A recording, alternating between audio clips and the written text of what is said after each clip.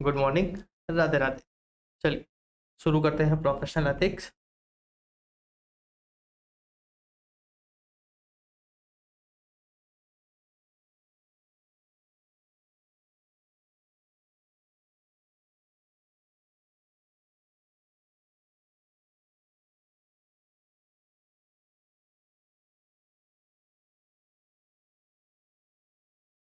चलिए शुरू करते हैं। सबसे पहला क्वेश्चन अपन देखते हैं कौन सा है।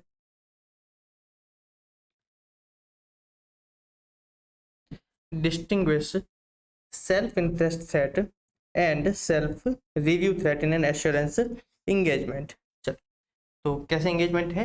एश्योरेंस इंगेजमेंट में आपको बताना है कि सेल्फ रिव्यू थ्रेट और सेल्फ इंटरेस्ट थ्रेट के बारे में। तो अपन को बहुत अच्छे से पता है सेल्फ इंटरेस्ट थ्रेट क्या होता है। आप कोई भी है ना एश्योरेंस इंगेजमेंट ले रहे हो, तो उस कंपनी में आपका मान लीजिए कोई फाइनेंशियल इंटरेस्ट है, या फिर आपको उस कंपनी से कोई गिफ्ट वगैरह मिलता है, या फिर मिलने वाला है, या फिर कोई इंसेंटिव है, या फिर आप मान लीजिए उस कंपनी की कोई एसेट वगैरह को यूज कर रहे हैं, तो उसको अपन क्या बोलते हैं? Self interest threat. तो अगर उस कंपनी के साथ अगर हम कोई भी ऐसा एश्योरेंस ले रहे हैं इंगेजमेंट, तो उससे पहले हमको क्या करना चाहिए? तो इंटरेस्ट को क्या करना चाहिए? एड्रेस करना चाहिए, उस थ्रेट को एड्रेस करना चाहिए, राइट। नेक्स्ट क्या पूछ रहा है? Self review threat. क्या पूछा है? Self review threat. बड़ा अच्छे से पता है, अगर कोई काम हमने किया है, राइट, अगर कोई काम हमने किया है, अब हमको क्या करना है? उसी को चेक करना है। क्या करना है? उसी को चेक करना है। तो उसको क्या बोलते हैं? Self review threat, right. Of course बहुत टिपिकल होता है, अगर मैंने कोई काम किया, अब मुझे कोई पूछा है कि आपको बताना है कि ये सही है या गलत है, तो मुझे उसको रिव्यू करने में बहुत प्रॉब्लम होगी। मुझे मेरे ही काम को गलत बताने में क्या होगी? प्रॉब्लम होगी। ये इनहेरेंट रिस्क होती है, इसको क्या बोलते हैं? Self review threat, right. For an example, मान लीजिए आपने किसी कंपनी के क्या किया है? इंटरनल कंट्रोल को डिजाइन किया। क्या किया? इंटरनल कंट्रोल को डिजाइन किया है। अब आपको क्या करना है? उसी इंटरनल कंट्रोल पे आपको रिपोर्ट देनी है। आपको उसी इंटरनल कंट्रोल की सुटेबिलिटी ऑफ डिजाइन पे क्या करनी है? रिपोर्ट देनी है। तो यहाँ पे क्या होगा? सेल्फ रिव्यू थ्रेट होगा। क्या होगा? सेल्फ रिव्यू थ्रेट होगा, राइट। चलिए एक बार देख लेते हैं क्या दिया है। ठीक है, सेल्फ इंटरेस्ट थ्रेट। मैं आपको इसका कुछ हाईलाइट बता देता हूँ। इसको क्या बोलते हैं? थ्रेट दैट फाइनेंशियल और other interest will inappropriately influence a professional accountant judgment or behavior is known as a self interest threat। अब ये कुछ अपन को सर्कमस्टेंस बता रहे हैं जो इस तरीके का थ्रेट क्या कर सकते हैं? क्रिएट कर सकते हैं। जैसे कि मान लीजिए हमारी किसी कंपनी में क्या है? किसी तरीके का फाइनेंशियल इंटरेस्ट है, या फिर हमको वहां से कोई इंसेंटिव या कंपेंसेशन मिलने वाला है, या फिर हम उसकी एसेट को क्या कर रहे हैं? यूज कर रहे हैं, या फिर हमको वहां पे किसी तरीके का गिफ्ट वगैरह मिल सकता है, तो इसको क्या बोलते हैं? Self interest threat. अगर ऐसे कोई सर्कमस्टेंस है तो ये क्या करेंगे? इस तरीके का थ्रेट क्रिएट करेंगे। नेक्स्ट क्या था? Self review threat. इसको क्या बोलते हैं? Threat that a professional accountant will not appropriately evaluate the result of a previous judgment made on an activity performed by an accountant or by another individual within the accountant's firm or employing an organization on which the accountant will rely when forming a judgment as part of performing a current activity is known as a self review threat, right। ये क्या बोल रहा है? आपने किया है, या फिर आपके कोई कलीग ने किया, या फिर आपकी जो नेटवर्किंग फर्म्स है उसके किसी अगर है ना पर्सन ने किया है, तो इन सब जगह पे क्या रहेगा? इस तरीके का थ्रेट रहेगा। फिर अगेन ये कुछ एग्जांपल बता रहा है। ये क्या बोल रहा है? Professional accountant having prepare the original data used to generate record that are the subject matter of the assurance engagement. Suppose मान लीजिए फाइनेंशियल स्टेटमेंट आपने प्रिपेयर किया है। फॉर इजी एग्जाम्पल, सबसे ये एग्जांपल, किसी कंपनी के फाइनेंशियल स्टेटमेंट आपने प्रिपेयर किए हैं। अब आपको बोले कि आपको उसके फाइनेंशियल स्टेटमेंट पे ओपिनियन एक्सप्रेस करना है, उसकी को क्या बोलते हैं? Self review threat. Normally possible नहीं होता, राइट। ये सिर्फ एग्जांपल आपको समझाने के लिए बोला था। ऐसा काम अपन नहीं कर सकते, राइट, ऐसा काम अपन नहीं कर सकते।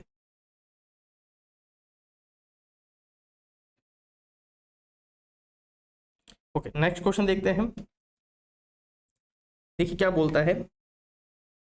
अ professional accountant in public practice is always subject to various threat in compliance with the fundamental principles of his profession and you as a professional accountant is worried about engagement specific threat in your audit assignment of a Microsoft Limited and want to implement some measures to eliminate and reduce the same। Okay, ये क्या बोल रहा है? आप किसी तरीके का जब भी कोई एश्योरेंस इंगेजमेंट लेते हो, राइट, जब भी कोई एश्योरेंस इंगेजमेंट लेते हो तो वहाँ पे पॉसिबिलिटी है कि कुछ ऐसे सर्कमस्टेंस हो जो क्या कर सकते हैं? थ्रेट क्रिएट कर सकते हैं। क्या कर सकते हैं? थ्रेट क्रिएट कर सकते हैं, राइट। तो अब आप क्या चाह रहे हो? क्वेश्चन क्या चाह रहा है कि उन थ्रेट को एड्रेस करने के लिए आप क्या चाह रहे हो, कुछ पॉलिसी है ना लगाना चाहते हो, कुछ पॉलिसी आप लगाना चाहते हो। थ्रेट एक बार फिर से रिकॉल करिए, कौन कौन से थ्रेट थे? Self interest threat, self review threat, advocacy threat, intimidation threat, familiarity threat. या तो किसी तरीके भी थ्रेट, किसी भी तरीके का थ्रेट हो सकता है। अब ये क्या बोल रहा है, इन थ्रेट को एड्रेस करने के लिए, इन थ्रेट को एड्रेस करने के लिए आपको कोई पॉलिसी लगानी है। याद है SQC1, SA220। देखिए हम सबसे ज्यादा फैमिलियर किसके साथ है, ऑडिट के साथ है। ऑडिट असाइनमेंट हम बहुत स्टार्टिंग से पढ़ते जा रहे हैं। तो क्या करना, अगर ऐसे कोई क्वेश्चन है तो उससे लिंक करने की कोशिश करना, आपको कंटेंट याद रहेगा, कंटेंट याद रहेगा। SQC1, SA220 याद है, वहां पे हम जो पॉलिसी प्रोसीजर लगाते हैं वो इन्हीं थ्रेट को एड्रेस करने के लिए लगाते हैं, इन्हीं थ्रेट को एड्रेस करने के लिए। जो अपन क्लाइंट एक्सेप्टेंस कंटिन्यूएंस के रिलेटेड जो प्रोसीजर परफॉर्म करते थे, तो क्यों करते थे, हमको इन थ्रेट को एड्रेस करना था। हम जो कंसल्टेंट अपॉइंट करते हैं, हम जो रिव्यूअर अपॉइंटमेंट करते हैं, राइट, जो एक्सटर्नल रिव्यू जो होता है, ये सब किस लिए होता है, इन थ्रेड को एड्रेस करने के लिए। जो हम है ना सेपरेट रिपोर्टिंग लाइंस है ना इंप्लीमेंट करते हैं अपनी फर्म में, वो क्यों करते हैं, इसके लिए करते हैं। काफी बार अपन है ना कोई स्पेसिफिक काम, राइट, पूरा काम तो अपन नहीं करवा सकते, कोई स्पेसिफिक काम अपन क्या करते हैं, कोई थर्ड पार्टी, कोई थर्ड है ना प्रैक्टिसिंग फर्म से है ना उसको रिव्यू करवाते हैं कि ये बराबर है या नहीं। वो क्यों कराते हैं, इन थ्रेड को एड्रेस करने के लिए, राइट। जैसे कि अगर फैमिलियरिटी थ्रेट है तो हमने उसके लिए क्या पॉलिसी देखी थी, rotation of the engagement partner. क्या देखा था, rotation of the engagement partner. ये क्यों लगाया था, हमको फैमिलियरिटी थ्रेट को एड्रेस करना था। साथ में ध्यान रखना, इससे है ना जो interest threat, self interest threat होता है, वो भी क्या होगा, इससे एड्रेस होगा। हम रिव्यूअर क्यों अपॉइंट करते हैं, देखने के लिए कि हमारी जो इंटीग्रिटी वाला जो कंसेप्ट है वो फॉलो हो रहा है नहीं हो रहा है, जो फंडामेंटल प्रिंसिपल जो है इंटीग्रिटी वाला, राइट, या ऑब्जेक्टिविटी वाला, वो प्रिंसिपल कवर हो रहा है नहीं हो रहा है। इसके लिए हम क्या लगाते थे, रिव्यू वाला है ना पॉइंट लगाते थे, या फिर कंसल्टेशन वाला क्या करते थे, लाइन एड ऑन करते थे, राइट। इसको हम क्या बोलते हैं, हम इस तरीके से क्या करते हैं, इन थ्रेड को एड्रेस करते हैं। देखिए क्या बोल रहा है, असाइनिंग एडिशनल टाइम या फिर qualified personal to required task when engagement has been accepted might address self interest threat, या फिर having an appropriate reviewer who was not a member of the team to review the work performed और advise as necessary might address self review threat. जो हमारी engagement team का part नहीं है, हम उसके अलावा किसी थर्ड पर्सन, हमारी फर्म के कोई सीनियर पर्सन को है ना कर रहे हैं कि आप क्या करिए, इसको रिव्यू करिए। सेपरेट रिपोर्टिंग लाइंस, इसको भी हम क्यों करते हैं, सेल्फ इंटरेस्ट थ्रेट हो या फिर मान लीजिए कोई ऑब्जेक्टिविटी इंटीग्रिटी वैसे कोई सर्कमस्टेंस जो इन प्रिंसिपल से कंप्लाई करने में थ्रेट क्रिएट कर रहे हो, तो उसको एड्रेस करते थे इस तरीके से। ये क्या बोल रहा है, involving another firm to perform और reperform part of the engagement might address self interest या फिर सेल्फ रिव्यू थ्रेट। जैसे कि EQCR वाला, किससे रिलेट करना, EQCR वाले से। Separating teams when dealing with the matters of the confidential nature might address self interest threat, right. तो बड़ा सिंपल है। नेक्स्ट क्वेश्चन देखते हैं। एक बार फिर से अपन क्या करेंगे, लास्ट की लाइन पढ़ते हैं। जब क्वेश्चन 4 से 5 लाइन का, एक बार लास्ट की लाइन पढ़ते हैं कि क्वेश्चन किसके बारे में पूछ रहा है, शायद आइडिया लग जाए। देखिए, explain the type of threat that may hinder auditors independence while issuing audit report. आपको थ्रेट्स के बारे में बताना है, मैंने आपको कुछ देर पहले बताया है। एक ABC कंपनी है जिसकी ऑडिट हो रही है फॉर द पीरियड एंडिंग 31 मार्च 2023। जो ऑडिट टीम है उनको ऑडिट फी रिसीव नहीं हुई है। इसके कारण ये क्या बोल रहा है, audit might be tempted to issue favourable report so that ABC company is able to secure a loan to settle the fees outstanding for their 31/3/2022 audit. The audit team is not complying with the fundamental principles of auditing, hence hindering the auditor's independence. देखिए ऊपर पूरा case बताया, नीचे आपको direct question दे दिया है कि आपको क्या करना है, कुछ थ्रेट के बारे में बताना है। अभी हमने 2 मिनट पहले देखा था कौन कौन से, self interest threat, self review threat. Next कौन सा है, एडवोकेसी थ्रेट। आप क्या कर रहे हो, अपने क्लाइंट को रिप्रेजेंट कर रहे हो। क्या कर रहे हो, अपने क्लाइंट को रिप्रेजेंट कर रहे हो इस तरीके से कि आपके क्या हो रहे हैं, आपके जजमेंट, आपके ओपिनियन क्या हो रहे हैं, बायस हो रहे हैं, राइट। आपको पता है कि आपका क्लाइंट गलत है, आपको अच्छे से पता है, फिर भी आपको इस तरीके से रिप्रेजेंट करो कि आप क्या कर रहे हो, अपनी जो प्रोफेशन है उसको क्या कर रहे हो, डिस्क्रेडिट वगैरह कर रहे हो, उसको क्या बोलते हैं, एडवोकेसी थ्रेट। फैमिलियरिटी थ्रेट, आप मान लीजिए 4 साल से किसी क्लाइंट के साथ काम कर रहे हो, आपका बहुत उसके साथ पर्सनल रिलेशन हो गया है, तो वहां पे क्या हो सकता है, वहां पे फैमिलियरिटी थ्रेट क्या हो सकता है, क्रिएट हो सकता है। नेक्स्ट क्या है, इंटिमिडेशन थ्रेट। क्लाइंट आपको क्या करता है, डरा रहा है, राइट, कि अगर आपने हमारे फेवर में रिपोर्ट नहीं दी then you may have to face the severe consequences, right? चलिए, बड़े ही डायरेक्ट क्वेश्चन है, बहुत कम एक्सपेक्टेशन है कि ऐसे क्वेश्चन एग्जाम में आएंगे, आते हैं तो आपको पूरे नंबर लेके आना है। The professional accountant, next question अपन देख रहे हैं, the professional accountant need to observe certain fundamental principles which are covered in the code of ethics of the ICI. Briefly explain each of the 5 principles which need to be complied by the CA.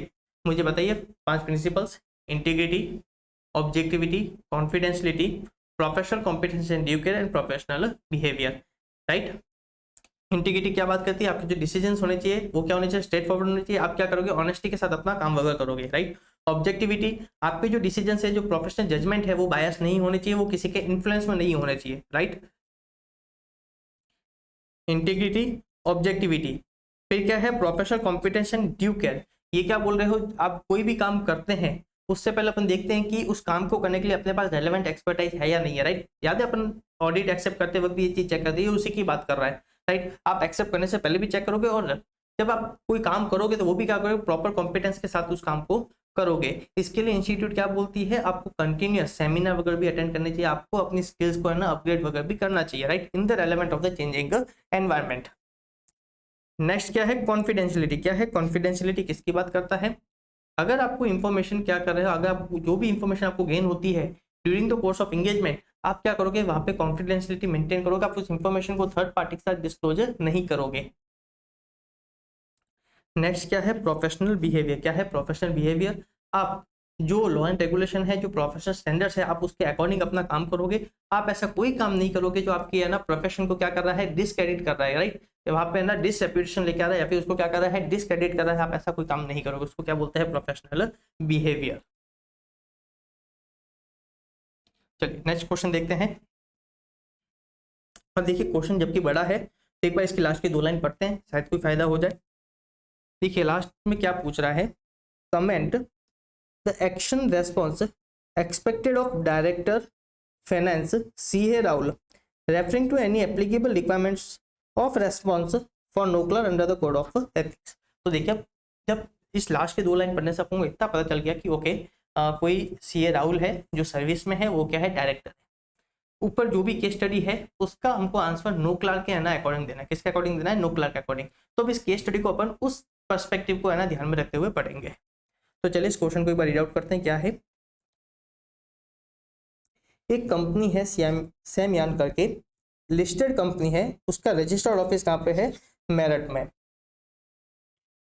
वो क्या करती है, वो yarn manufacture करती है और फिर उसको सप्लाई करती है टेक्सटाइल मिल्स वगैरह को।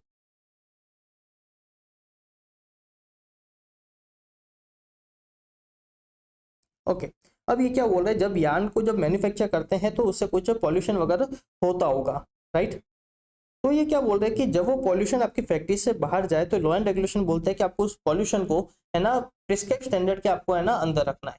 आपका पॉल्यूशन एक लेवल से ज्यादा नहीं हो सकता है, तो उस पॉल्यूशन को उससे कम करने के लिए क्या करना पड़ेगा, कंपनी को कोई इक्विपमेंट वगैरह लगाने पड़ेंगे, राइट। उस है ना पॉल्यूशन वगैरह को क्या करना, वेस्टेज को प्रोसेस करना पड़ेगा कि पॉल्यूशन क्या रहे, विद इन लिमिट रहे, बराबर। तो ये क्या बोला, कंपनी है installed pollution control equipment for processing the pollutants so that before discharge of the effluents outside factory the level of pollution is kept at the level below the prescribed standard। Okay company ने ऐसा equipment लगाया भी है।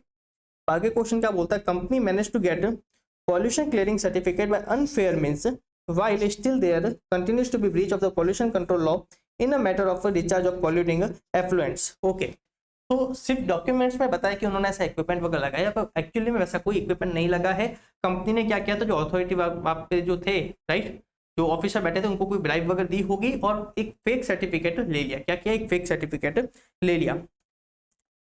Amount of ₹10,25,000 has been incurred for carrying clearing for arranging clearance certificate and the amount incurred unlawfully has been booked as a pollution recycling expenditure. Okay तो around 10,25,000 की क्या थी, bribe दी गई थी, और कंपनी ने क्या किया, इस अमाउंट को है ना रिकॉर्ड किया बुक्स ऑफ अकाउंट्स में कि ये उनको पॉल्यूशन को है ना प्रोसेस करने में उसको है ना उनको इतना एक्सपेंस लगाया, right.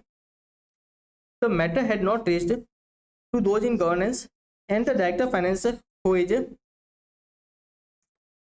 The matter had not reached to TCWG and the director of finance who is a chartered accountant came to know of this matter on review of the major expenditure incurred during the period. Okay, तो देखिए हुआ क्या है, जो company के जो lower है ना एम्प्लॉय होंगे, लोअर पर्सन होंगे जो इस चीज को हैंडल करते होंगे, उन्होंने ये सारा काम किया है। TCWG को इसके बारे में कोई नॉलेज नहीं है, TCWG को इसके बारे में कोई नॉलेज नहीं है। और हमारा जो डायरेक्टर फाइनेंस है कौन, CA राउल, कौन, CA राउल, वो जब मेजर एक्सपेंडिचर को चेक कर रहे थे कंपनी के, तब उनको इस मैटर का पता चला कि क्या क्या है जो लॉ एंड रेगुलेशन की जो रिक्वायरमेंट है कंपनी ने उससे कंप्लाई नहीं किया, कंपनी ने ऐसा कोई इक्विपमेंट इंस्टॉल नहीं किया है, राइट। और अभी भी क्या हो रहा है, पॉल्यूशन डिस्चार्ज हो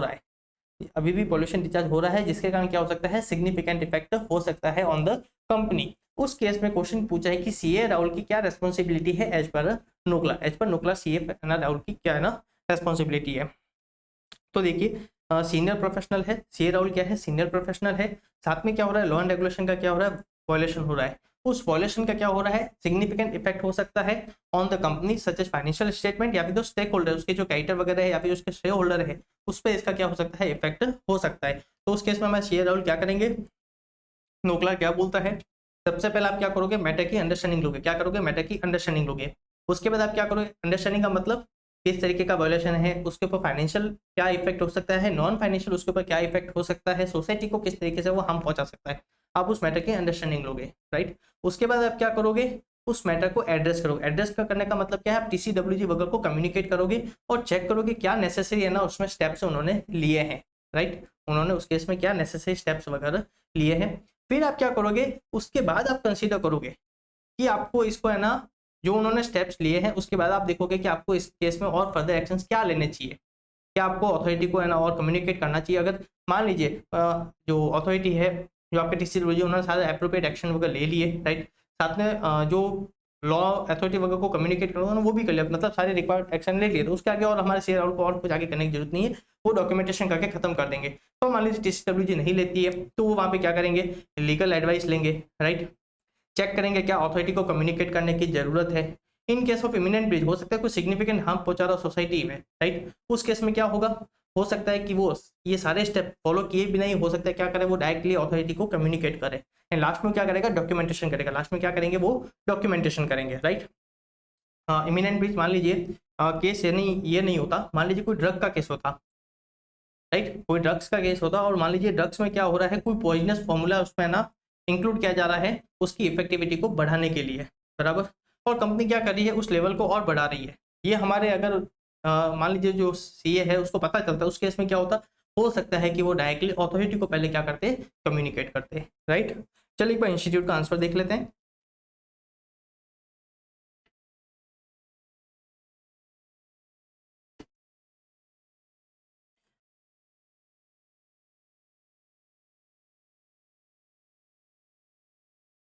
देखिए ये क्या बोल रहा है, मेन ये, it is applicable to senior professional accountant in service being employ of a listed entity, senior professional accountant service includes director.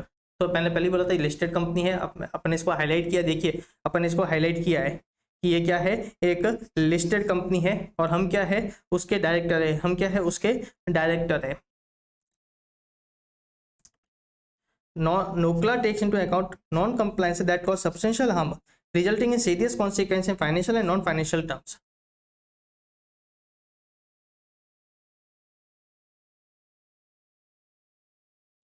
देखिए इसको इस सेम पॉइंट्स में अपन ने नीचे और दिया हुआ, देखिए क्या है, सबसे पहले CA क्या करेंगे, मैटर को अंडरस्टैंड करेंगे, फिर उस मैटर को एड्रेस करेंगे, जैसे TCWG को कम्युनिकेट करना। उसके बाद वो देखेंगे कि उनको और क्या फर्दर एक्शन लेना चाहिए, नहीं लेना चाहिए। अगर वो चाहे तो एक्शन और लीगल एडवाइस भी ले सकते हैं। चेक करें क्या जो अथॉरिटी है उसको कम्युनिकेट करने की जरूरत है। इमिनेंट ब्रीच एंड लास्ट में क्या है, डॉक्यूमेंटेशन, लास्ट में क्या है, डॉक्यूमेंटेशन। इसको आप मार्क करके रखिएगा, हो सकता है इस पर क्वेश्चन एग्जाम में पूछा जाए। चलिए नेक्स्ट क्वेश्चन देखते हैं, इसकी भी लास्ट की 2 लाइन एक बार पढ़ लेते हैं। देखिए, which fundamental principle of a professional ethics is violated in this situation, also discuss the liability of CA Acts if any under the income tax act in this respect. Okay, income tax के act में भी है ना हमारी रहना liability पूछी गई है। देखिए अब क्या है, CA Acts has issued a report in form 29B under the income tax act 1961 wrongly computing a book profit of a company for financial year 21-22. he has signed the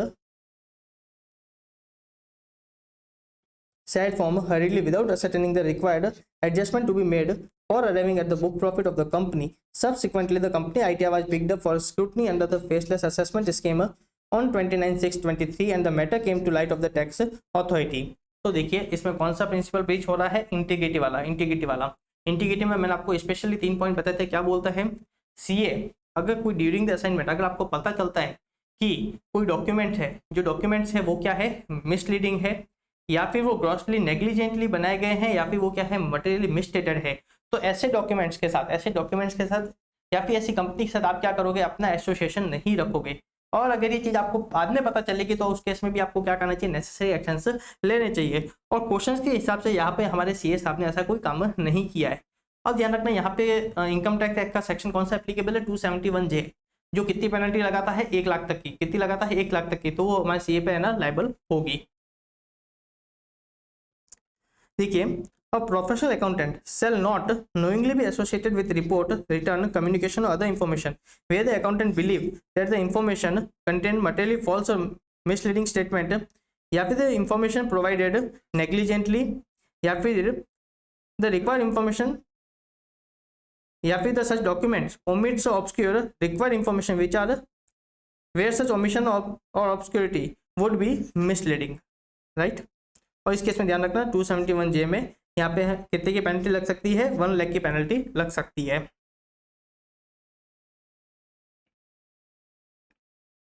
चलिए नेक्स्ट क्वेश्चन देखते हैं क्या है। देखिए क्या question है। एक mister Raj है और practising CA was ordered to surrender his certificate of practice and he was suspended for 2 years for accepting the appointment as an auditor of a company without ascertaining the requirements of section 139 and 140 read with the section 141 of the Company Act 2013। Okay, हमारे CA है, उन्होंने किसी company की audit accept करी थी, in section को है ना कंसीडर किए बिना, इसलिए उनका क्या था, सर्टिफिकेट सस्पेंड किया गया। Now during the period of suspension mister Raj designating himself as a data privacy consultant did the work of filing data privacy related return and made appearance as a consultant before various related authority in other capacity other than a CA in practice. He contended that there is nothing wrong in it as he like any other consultant could take such work and his engagement as such in no way violated the order of suspension inflicted on him. Kindly guide Mr. Raj whether can he appear before various data privacy related authority when he is under period of suspension in light of section 6 of the CA Act 1949। Okay, देखिए section 6 क्या बोलता है। एक बार आप CA Act 1949 उसके है ना ICA के मेंबर बन गए तो आप क्या होंगे, इस एक्ट से आप क्या होंगे, बाउंड हो जाओगे। उसने क्या बोला था, अगर एक बार इससे बाउंड हो गए उसके बाद अगर आपका सर्टिफिकेट जो प्रैक्टिस सर्टिफिकेट ऑफ प्रैक्टिस है अगर वो क्या किया जाता है, सस्पेंड किया जाता है, तो जो सस्पेंशन का पीरियड है उसके दौरान ड्यूरिंग दैट पीरियड आप कोई भी एक्टिविटी एज ए सीए नहीं ले सकते। आप सीए की कैपेसिटी में कोई भी एक्टिविटी नहीं कर सकते हो, राइट। वो रिस्ट्रिक्शन क्या लगाता है, सीए की कैपेसिटी में आप है ना कोई भी है ना एक्टिविटी नहीं कर सकते, जैसे कि ऑडिट वगैरह की आप नहीं कर पाएंगे। और अगर अपने क्लास में याद है तो हमने स्पेसिफिकली इंस्टीट्यूट ने जिसको हाईलाइट किया था वो कौन सा था, representing two income tax authority. किसको रिप्रेजेंट करना क्लाइंट को before various income tax authority, वो स्पेसिफिकली अलाउ नहीं किया था, राइट। वो माना जाता था कि आप वो एज ए सीए की कैपेसिटी में ही कर सकते हो। अब यहाँ पे काम किसका हो रहा है, डेटा प्रिवेसी का हो रहा है, जो एक्सक्लूसिवली सीए के लिए नहीं है। पहली बात, जो एक्सक्लूसिवली सीए के लिए नहीं है डेटा प्रिवेसी वाला काम, बराबर। दूसरा, यहाँ पे हमारे जो सीए जो मिस्टर राज है जो सस्पेंड हुए थे, जिसका सर्टिफिकेट ऑफ प्रैक्टिस सस्पेंड हुआ है, वो खुद को सीए भी नहीं बता रहे, वो खुद को डेटा प्रिवेसी कंसल्टेंट बता रहे हैं, मतलब सीए जो खुद को सीए रिप्रेजेंटेटिव नहीं कर रहे। तो इस केस में सेक्शन 6 का कोई वायलेशन नहीं है, सेक्शन 6 का इसमें कोई वायलेशन नहीं है, मिस्टर राज यहाँ पे गलत नहीं है।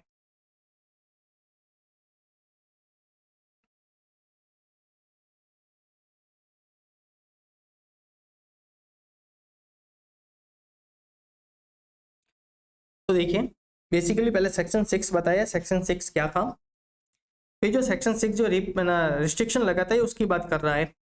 ध्यान रखना यहाँ पे अगेन किसको हाईलाइट किया था, इनकम टैक्स ट्रिब्यूनल को। यहाँ पे क्या बोला था, he could so appear only in his capacity as a CA and a member of institute. अब के अपन करंट प्रेजेंट केस की बात करते हैं, क्या है? In the current case, Mr. Raj, designating himself as a data privacy consultant, did the work of filing data privacy related return and made appearance as a consultant before various related authority in other capacity other than a CA in practice. As a result, he is not appearing in the capacity of CA in practice and hence he is not violating the suspension order. तो ध्यान रखना, इस case में आप इस तरीके से answer present नहीं करना चाहते हो तो आप दूसरे तरीके से भी कर सकते हो कि पहला तो सेक्शन 6 मैंने आपको क्या बोला, अगर आप मेंबर होते हो तो जो सीए एक्ट 1949 है आप क्या हो जाओगे, उससे बाउंड हो जाओगे, राइट। जैसे कि आपने क्या करी है, अपनी है ना परमिशन आपने ना अलाउ किया कि हाँ I am bound by the CA act 1949। फिर ध्यान रखना उसका जो प्रोविजन था क्या कि अगर आपका सर्टिफिकेट सस्पेंड हो गया है तो आप सीए की कैपेसिटी में आप काम नहीं कर पाओगे, राइट। आप सीए की कैपेसिटी में काम नहीं कर पाओगे। फिर आपको प्रेजेंट केस बताना है, क्या बताना है कि ये जो प्रेजेंट केस है यहाँ पे वो क्या बता रहा है, खुद को है ना डेटा प्रिवेंसी कौन सा डेटा प्रिवेसी है ना कंसल्टेंट वगैरह बता रहा है, राइट। और ये क्या कर रहा है, इसमें है ना खुद को एज अ सीए नहीं बता रहा है, वो खुद को है ना सीए रिप्रेजेंटेटिव नहीं कर रहा है, वो खुद को डेटा प्रिवेसी कंसल्टेंट कर रहा है। इसलिए सेक्शन 6 का जो प्रोविजन है साथ में जो सस्पेंशन ऑर्डर है उसकी कोई भी है ना रिक्वायरमेंट को वॉल्यूशन नहीं हुआ है।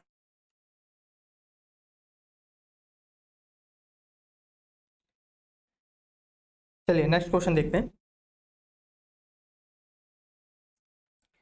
एक मिस्टर एस है, सीए इन प्रैक्टिस, वो क्या करते हैं, he provide guidance on the post issue activity to his client such as listing of instrument, dispatch of certificate, etc. with the various agencies connected with the work.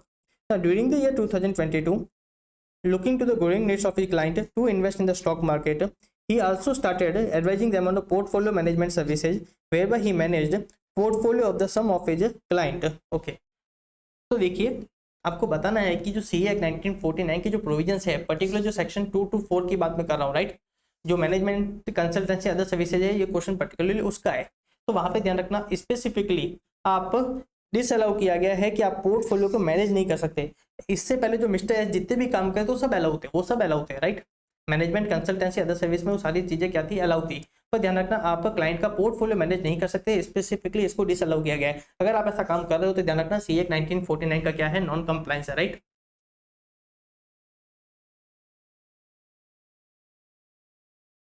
देखिए a CA in practice is not permitted to manage portfolio of his clients. Mr. S would be guilty of misconduct under the CA Act 1949 as a practicing CA is not permitted to render portfolio management services. चलिए next question देखते हैं क्या है। एक हमारे CA ज्ञान है, अ chartered accountant practice and also an engineer by qualification. एक सीए ज्ञान है जो सीए भी है और इंजीनियर भी है। He wants to pursue a registered valuer course and work as a registered valuer for plant and machinery under the Company Act 2013.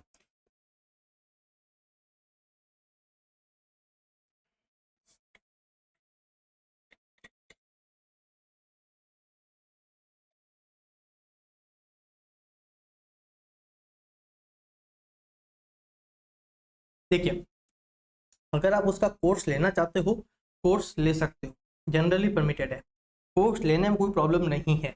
पर जो रजिस्टर वैल्यू की बात हो रही है for plant and machinery under company act 2013, तो जो company act 2013 में जो रजिस्टर वैल्यू की बात हो रही है वो बात होती है in relation to the securities, जो फाइनेंशियल एसेट्स होते हैं उनके रिलेटेड। प्लांट एंड मशीनरी की वहाँ पे बात नहीं होती है। तो अगर आप प्लांट एंड मशीनरी की बात कर रहे हो तो वो अलाउड नहीं है, प्लांट एंड मशीनरी वाला अलाउड नहीं है, सिक्योरिटी फाइनेंशियल एसेट्स वाला अलाउड किया गया था, राइट। तो इसको एक बार मार्क करना, हो सकता है इस पे 2 नंबर का या फिर एमसीक्यू में इसका क्वेश्चन आ सकता है, राइट। नया क्वेश्चन है, देखिए in this regard such rule qualify CA for valuation of the security और the financial asset only and not for the plant and machinery. Therefore, valuation of plant and machinery does not form part of the management consultancy and other service permitted by the council, right?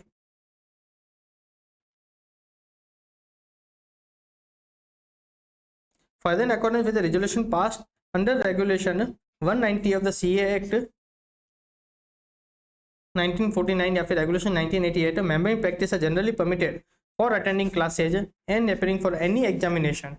There is no need to take prior permission of ICAI in this regard. Therefore, it is generally permitted for a member in practice to attend a classes and appear for any examination, and accordingly doing the registered valuation course would be deemed as permissible, right. तो मैंने क्या बोला, आप course लेना चाहते हो आप course ले सकते हो, तो अगर आप उसमें है ना as registered value for plant and machinery आप काम करना चाहते हो तो आप नहीं कर सकते।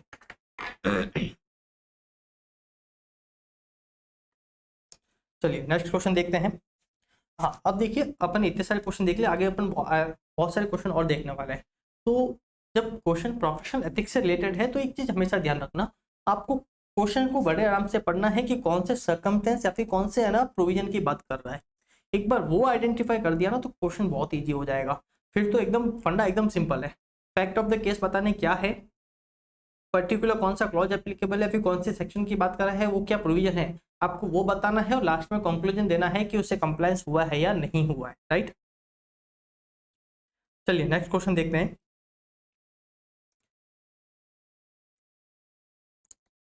एक मिस्टर शीतल है, अ प्रैक्टिसिंग चार्टर्ड अकाउंटेंट।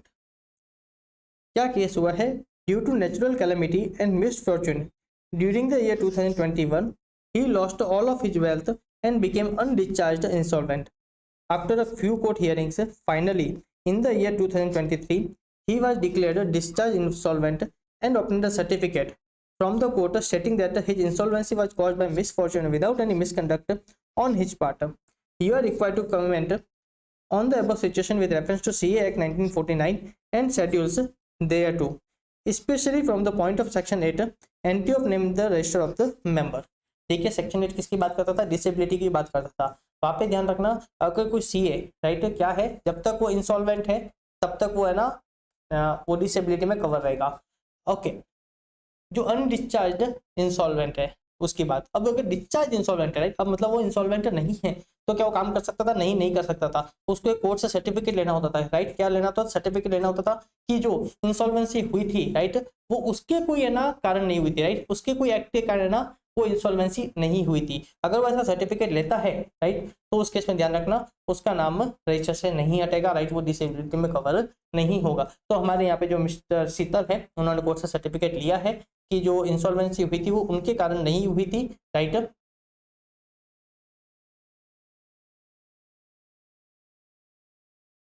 तो देखिए क्या बोलता है, it is clearly stated that mister Sheetal was discharged insolvent, right. पहला तो वो क्या इंसॉल्वेंट नहीं है, and he has also obtained from the court a certificate stating that his insolvency was caused by misfortune without any misconduct on his part. जो insolvency हुई थी वो उसके कारण नहीं थी, वो नेचुरल कैलेमिटी भगवान की दिन थी उसके कारण उसका इंसॉल्वेंसी हुआ था, इसमें इसका कोई रोल नहीं था, ऐसा उसने कोर्ट से सर्टिफिकेट भी लिया और वो इंसॉल्वेंट भी नहीं है। तो उस केस में ध्यान रखना, he is not debarred from having his name entered in the register of members, right. चलिए नेक्स्ट क्वेश्चन देखते हैं क्या है। CA Nataraj in practice accepted an assignment as adviser. Okay, इसकी भी लास्ट की 2 लाइनें देखें। चलिए ठीक है, इसकी भी लास्ट की 2 लाइन देखते पहले। देखिए, do you agree with the view of CA Natraj decide in the light of applicable code of conduct. ये लाइन पढ़ते ही एक बार दिमाग में आता है क्वेश्चन किसका हो सकता है, प्रोफेशनल एथिक्स का हो सकता है। यहाँ पे सीए नटराज ने कोई काम किया होगा, अब आपको पता नहीं कि क्या वो कोड ऑफ कंडक्ट के अकॉर्डिंग है या नहीं। चलिए क्वेश्चन पढ़ते हैं। देखिए सीए नटराज जो प्रैक्टिस में है वो कैसा काम करते हैं, वो करते हैं he is acting as adviser and consultant to the public issue of share by client Masher super limited. Beside helping the company as an advisor, he also underwrites the public issue of the company to the extent of 25% at a commission of 1%. Remaining shares were underwritten by the bank and other FI at the same rate of a commission. He contends that the above assignment are part of management consultancy work permitted by the Council of Institute. देखिए, आप adviser तो हो सकते हो, आप adviser तो हो सकते हो, पर ध्यान रखना जो अंडर राइटिंग होती है वो स्पेसिफिकली डिसअलाउ किया गया। अंडर राइटिंग स्पेसिफिकली डिसअलाउ किया गया, क्यों? क्योंकि यहाँ पे अगेन ये आपके जो फंडामेंटल प्रिंसिपल से कंप्लायंस को क्या कर सकते हैं, थ्रेट पहुंचा सकते हैं, राइट। इसलिए क्या किया गया था, अंडर राइटिंग को डिसअलाउ किया गया था, राइट। तो देखिए, a CA in practice is not permitted to render underwriting service to his client. Thus, CA Nataraj would be guilty of misconduct under the CA Act 1949 as a practicing CA is not permitted to render underwriting services। अब ध्यान रखना, आपको हमेशा कैसे देना है, आपको पहले बताना है कि रेलेवेंट जो लॉ एंड रेगुलेशन या फिर जो रेलेवेंट प्रोविजन है वो क्या बात करता है। तो यहाँ पे आपको बताना है जो मैनेजमेंट कंसल्टेंसी अदर सर्विस है वो आपको है ना एडवाइजर तो परमिट करती है, पर आपको है ना अंडरराइटिंग की सर्विस अलाउ नहीं करती है, आपको स्पेसिफिकली बनाना पड़ेगा। फिर आपको प्रेजेंट केस बताना पड़ेगा कि प्रेजेंट केस में जो हमारे जो सीए नटराज है उन्होंने क्या किया है, एडवाइजरी सर्विस के साथ में क्या किया है, अंडरराइटिंग की सर्विस भी दी है जो कि अलाउड नहीं है। फिर आपको लास्ट में कंक्लूजन देना, ध्यान रखना कंक्लूजन एक लाइन छोड़ के देना, कंक्लूजन एक लाइन या 2 लाइन छोड़ के देना, जिससे कि है ना जो चेक करने वाला उसको क्लियरली पता चल जाए कंक्लूजन क्या है।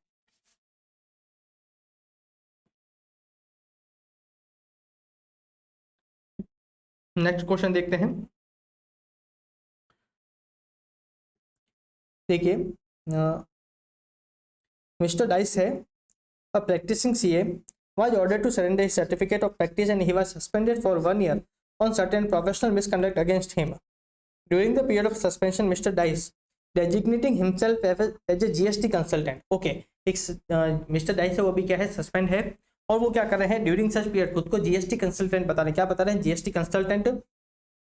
और वो क्या कर रहे हैं, जीएसटी फाइलिंग का काम कर रहे हैं और अपियर कर रहे हैं as a consultant before various authority.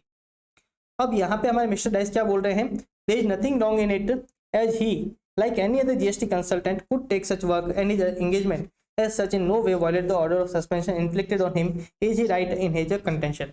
देखिए यहाँ पे इंस्टीट्यूट ने क्लियरली माना था, क्या माना था कि जो जीएसटी वाला जो काम है पहला तो एक्सक्लूसिवली फॉर सीए नहीं है, इसको है ना दूसरे लोग भी कर सकते हैं, पहली चीज। दूसरा, यहाँ पे हमारे जो सस्पेंडेड मिस्टर डाइस है वो खुद को एज ए सीए नहीं बता रहे हैं, वो खुद को एज ए जीएसटी कंसल्टेंट बता रहे हैं, वो सीए की कैपेसिटी में काम नहीं कर रहे, जो रिप्रेजेंट भी कर रहे हैं वो एज ए जीएसटी कंसल्टेंट कर रहे हैं। इसलिए यहाँ पे जो अगेन मिस्टर डाइस है उन्होंने सेक्शन 6 का वायलेशन नहीं किया है, राइट। तो मैं आपको कब से बोल रहा हूँ, देखिए सबसे पहले आपको क्या करना है, जो रेलेवेंट सेक्शन है, जो relevant law and regulation relevant provision है, आपको सबसे पहले उसका रेफरेंस देना है। एक चीज ध्यान रखना, अगर आपको सेक्शन याद नहीं है तो गलत सेक्शन मत लिखना, लिख देना एज पर सीए एक्ट 1949 लिख देना, राइट, एज पर सीए एक्ट 1949 लिख देना, पर गलत सेक्शन आप मत लिखना। बात समझ में आ रही है अच्छे से। उसके बाद आपको प्रोविजन अच्छे से बताना पड़ेगा कि सेक्शन 6 क्या बोलता है, बराबर। उसके बाद आपको फैक्ट ऑफ द केस बताने हैं और लास्ट में आपको क्या करना है, कंक्लूजन देना है। कंक्लूजन देखते क्या है, ये क्या बोल रहा है, representing before various authority as a GST consultant, which is not in a capacity of a practicing CA, rather in a capacity of authorized representative. Any person who has been authorized to act as a GST practitioner on behalf of the concerned registered person can become an authorized representative, thus filing GST return and appearing on GST consultant by Mr. Dice is not a professional misconduct। क्योंकि यहाँ पे क्या बोला है, any person, मतलब exclusively for CA नहीं है, exclusively for CA नहीं है, पहली बात। दूसरा, वो खुद को एज ए सीए भी है ना रिप्रेजेंट नहीं कर रहा है, वो सीए की ना कैपेसिटी में भी काम नहीं कर रहा है। इसलिए ध्यान रखना जो मिस्टर डाइस है अगेन वो करेक्ट है, वो गिल्टी नहीं है अंडर सेक्शन 6। चलिए नेक्स्ट क्वेश्चन देखते हैं। Mister A practising CA agree to select and recruit personal conduct training programmes for and on behalf of a client where is not providing any assurance service, is this a professional misconduct? नहीं, कोई professional misconduct यहाँ पे नहीं है, यहाँ पे किसी भी तरीके का प्रोफेशनल मिसकंडक्ट नहीं है। जो मैनेजमेंट कंसल्टेंसी अदर सर्विस है वो इस तरीके की सर्विस को अलाउ करती है सीए के लिए। तो अगेन मैं आपको फिर से रिपीट कर रहा हूँ, आप क्या करना, आप सेक्शन लिखना, उसमें आप बताना मैनेजमेंट कंसल्टेंसी अदर सर्विस, आप उसमें स्पेसिफिकली बताना, ऊपर वाली लाइन को सिर्फ आपको रिपीट करना है कि ये सर्विस क्या है, अलाउड है। फिर आपको फैक्ट ऑफ द केस बताना है कि हमारे जो पर्टिकुलर पर्सन है वो इस टाइप की सर्विसेज दे रहे हैं, that is in the compliance with the relevant section, and last में आपको कंक्लूजन देना है कि वो गिल्टी नहीं है, बराबर। Mister is not guilty of professional misconduct. चलिए next question. M and company a sole proprietor CA firm in practice with an office in a busy belt of a city had great difficulty in regular attending. अब देखिए question बड़ा है, अलग अलग जगह दिमाग जाएगा, इससे अच्छा एक बार लास्ट की 1 लाइन या 2 लाइन पढ़ते हैं। Examine whether there is any professional misconduct in this respect. जब क्वेश्चन डायरेक्टली इतना पूछ लेता तो आपको इसको किस तरीके से पढ़ना है, प्रोफेशनल एथिक्स को कंसीडर करते हुए इस क्वेश्चन को रीड करना चाहिए। तो देखिए क्या बोल रहा है, M and company a sole proprietor CA firm in practice with an office in a busy belt of a city had great difficulty in regularly attending to the consultancy need of his client, who are mostly located in an industrial cluster in a nearby outskirt which is situated at a distance of 26 km from the office of the firm. To mitigate the difficulty and to have ease of business and facilitation center, a facilitation center was opened in the industrial cluster. The proprietor managed both the office and the facilitation center by himself. No intimation was made to the Institute of a CA, chartered accountant of India. Okay, देखिए question क्या है, हमारे कोई MN company जो एक sole proprietor firm है, मान लीजिए मुंबई में उनका क्या है ऑफिस है, उनके मेजर क्लाइंट्स कौन सा हो सकता है, जो इंडस्ट्री, राइट, जो मैन्युफैक्चरिंग इंडस्ट्री वगैरह है वो क्या है, उनके मेजर क्लाइंट्स है, और जो इंडस्ट्रियल एरिया है वो ऑफिस से काफ़ी दूर है, इसलिए उन्होंने क्या किया, एमएन कंपनी ने क्या किया, एक और अपने ऑफिस खोल दिया उस इंडस्ट्रियल एरिया में। अब उस जो ऑफिस है उसको कौन मैनेज कर रहा है, वही मैनेज कर रहा है, और जो ऑफिस है वो जो नया जो ऑफिस खोला है वो पुराने वाले ऑफिस से क्या है 26 किलोमीटर दूर है। तो आपको बताना है कि क्या CA एक्ट 1949 का कोई वॉल्यूशन हुआ है या नहीं हुआ है। साथ में उन्होंने लास्ट में एक लाइन क्या दी, जो ये नया ऑफिस खोला था उसके रिगार्डिंग ICAI को किसी भी तरीके का इंटीमेशन नहीं दिया गया है, बराबर। तो ध्यान रखना, एक तो क्या था, अगर वो सेम सिटी में है या फिर with in 50 kilometre of the municipal limits of the city में है, तो ध्यान रखना उस केस में सेपरेट चार्ज ऑफ मेंबर में होना जरूरी नहीं है, आप खुद भी मैनेज करोगे तो चलेगा। तो पहला केस तो कोई वॉल्यूशन नहीं हुआ है। दूसरा ध्यान रखना, अगर आपको नया ऑफिस या फिर अपने कोई ऐसा ब्रांच ऑफिस अगर खोलते हैं तो उसमें है ना ICAI को विद इन 1 मंथ आपको क्या करना चाहिए, कम्युनिकेट करना चाहिए। देखिए क्या बोलता है,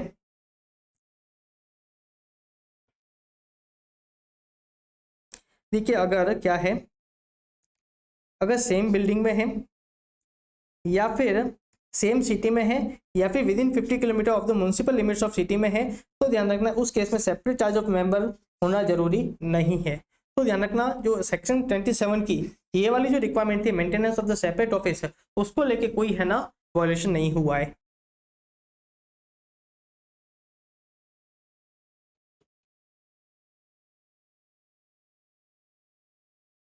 अब देखिए ये वाला पॉइंट जरूर देखिएगा,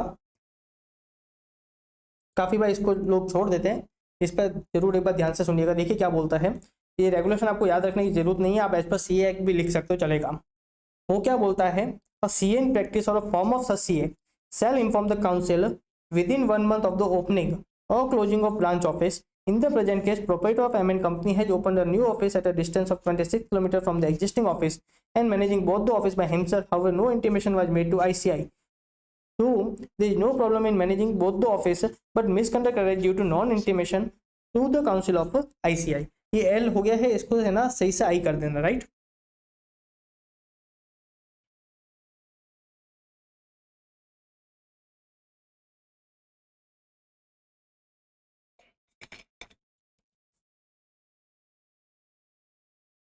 तो एक चीज करना, जो आप नोट्स बनाओगे अपने एथिक्स के, मैंने ऐड करके रखे हैं जो अपने नोट्स हैं, पर आप अगर कोई अलग से नोट्स बना रहे हो ध्यान रखना ये पॉइंट साथ में ऐड कर देना। इन case of new branch office opening आपको 1 मंथ के अंदर आपको क्या करना है, ICAI को इंटीमेट करना है, राइट। चलिए नेक्स्ट क्वेश्चन देखते हैं। एक मिस्टर के है, CA in practice as a sole proprietor as a Chennai, उनके सबब ऑफ चेन्नई में एक ऑफिस है। अब उनका क्या है, इनकम टैक्स के रिलेटेड कोई वर्क बढ़ गया है, इसलिए उन्होंने क्या किया, इनकम टैक्स ऑफिस के पास अपने एक नया ऑफिस खोल दिया। वो कहाँ पे है, is with in the city and at a distance of 30 kilometre. Okay, section 27 का किसी भी तरीके का वॉल्यूशन नहीं है, मतलब सेपरेट चार्ज में होना जरूरी नहीं है। For running the new office he has employed retired income tax commissioner who is not a CA। Comment, okay, section 27 का किसी भी तरीके का वॉल्यूशन नहीं है, प्रोवाइडेड उसने क्या किया, ICAI को कम्युनिकेटेड किया है, राइट। देखिए मिस्टर के would not be liable for any misconduct. एक चीज आप अच्छे से ध्यान रखना, आप एग्जाम में आंसर इस तरीके से प्रेजेंट नहीं करोगे, एग्जाम में आंसर इस तरीके से प्रेजेंट नहीं करोगे। आप पहले सेक्शन 27 बताओगे जो बात करता है maintenance of the branch office, right, वो सेपरेट चार्ज में होना चाहिए। अगर वो क्या है कंडीशन उल्टी दी हुई थी कि सेपरेट चार्ज कब जरूरी नहीं है, अगर वो क्या है सेम बिल्डिंग में, सेम सिटी में या फिर विद इन 50 किलोमीटर से, राइट, तो उस केस में सेपरेट चार्ज में नहीं होना चाहिए, बराबर। अगर तीनों कंडीशन फुलफिल होती तीनों में, अगर ये नहीं फुलफिल होती है तो वो सेपरेट चार्ज में होना चाहिए। पर ध्यान रखना यहाँ पे कंडीशन फुलफिल होती है सेक्शन 27 की, इसलिए सेपरेट चार्ज में होना जरूरी नहीं है, इसलिए सेक्शन 27 का वॉल्यूशन नहीं हुआ है। चलिए नेक्स्ट क्वेश्चन देखते हैं।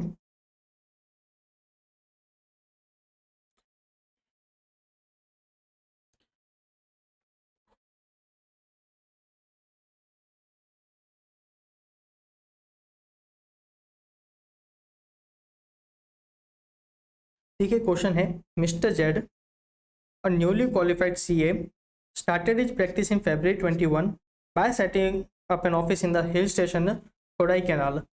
Initially, since he was getting very less assignment, he decided to set up a temporary office in the nearby city Madurai, situated at about 100 km from the main office. As planned, he took an office space on rent for the month of December, January, February. During this month, his regular office was not closed and Mr. Jad was in odd charge for both the office. Now, Mrs. A, another newly qualified CA, who is also in practice in Madurai, came to know about the new office of Mr. Jad, thinking that he could be potential competitor. She informed the institute, stating that Mr. Jad had violated the provision of CA Act. As a member of a board of discipline of ICI, इसको सही करना, you are requested to analyse the complaint. Okay, तो देखिए यहाँ पे जो mister Z है उनका ऑफिस कहाँ पे है, हिली एरिया में। कहाँ पे है, हिली एरिया में।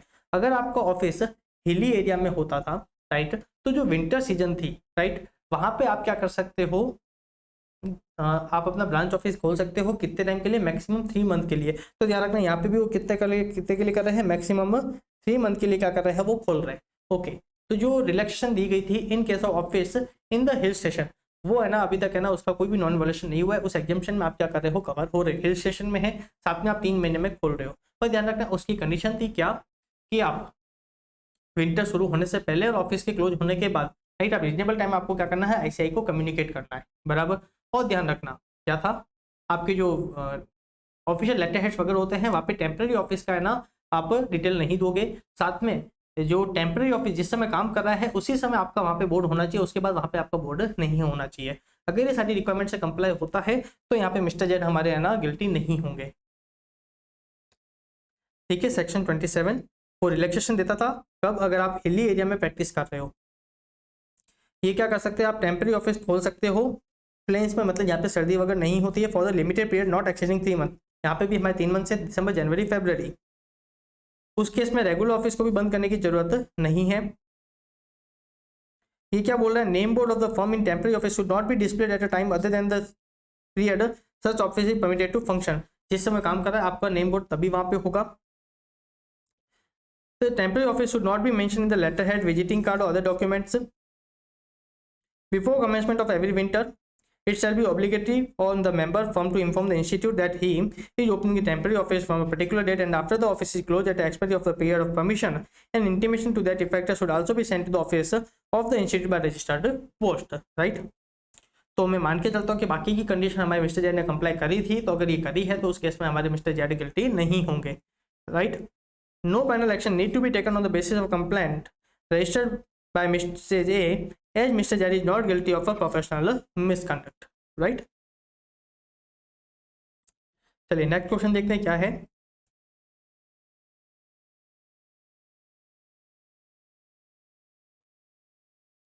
ठीक है, mister Gautam and mister Mahavir, partner of CA firm, one in charge of a head office and another in charge of a branch at a distance of 80 km from the municipal limits, puts up a name board of the firm in both the premise and also in their respective residence, comment with reference to CA Act 1949। तो देखिए section 27 का तो कोई violation नहीं हो रहा है, separate office है और वो ध्यान रखना सेपरेट चार्ज में भी है। मैं एज्यूम कर रहा हूँ कि ये दोनों ही पर्सन क्या है, CA है, ये दोनों ही पर्सन क्या है, CA है, तो सेपरेट चार्ज में है, तो उस केस में सेक्शन 27 का कोई वॉल्यूशन नहीं है। पर ध्यान रखना बात करते हैं नेम बोर्ड की। राइट, किसकी बात कर रहा हूँ मैं, बात कर रहा हूँ नेम बोर्ड की, जो उन्होंने अपने रेजिडेंस पे लगाया है।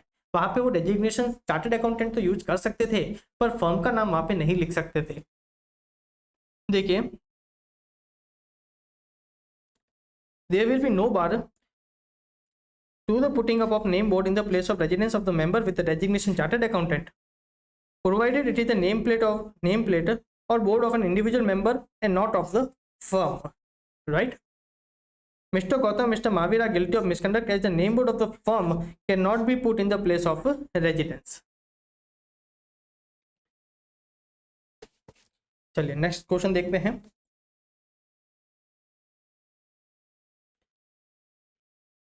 एक मिस्टर एफ है CA who is giving advisory services to PQR private limited, वो साथ में जीएसटी कंसल्टेंसी, कंपाइलेशन एंगेजमेंट और जैसी कुछ और सर्विस दे रहे हैं, ईआरपी को सेटअप करने की सर्विस भी दे रहे हैं।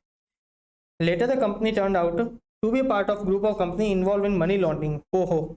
Now, Mr. F was asked to provide details of the company. Mr. F refused on the ground that he gave only consultancy service to the company and wasn't supposed to keep any information about the company. Is Mr. F right as per the guideline issued by ICAI? नहीं, हमारी जो KYC right know your client norms है वो clearly बोलता है अगर आप क्या कर रहे हो, कंपनी को सर्विसेज दे रहे हो तो उस केस में आपको कुछ डिटेल्स रखनी चाहिए थी। Name of the company, address of the company, उसका बिजनेस क्या है, राइट, एंगेजमेंट किस टाइप का है, साथ में कंपनी के जो आइडेंटिफिकेशन नंबर वगैरह होते हैं, बराबर, जो डायरेक्टर का जो नेम है, डायरेक्टर आइडेंटिफिकेशन नंबर वगैरह है, आपको सबकी आपको है ना उनकी डिटेल्स रखनी चाहिए थी, राइट। तो इस केस में हमारे जो मिस्टर एफ है वो क्या होंगे, गिल्टी हो जाएंगे। देखिए, in the given case of PQR private limited a corporate entity, mister F should have kept the following information, जैसे name and address of entity, business description, name of parent entity in case of subsidy and copy of last audited financial statement, engagement information, regulatory information, right. तो ये सब information आपको रखनी चाहिए थी। चलिए शुरू करते हैं नेक्स्ट क्वेश्चन।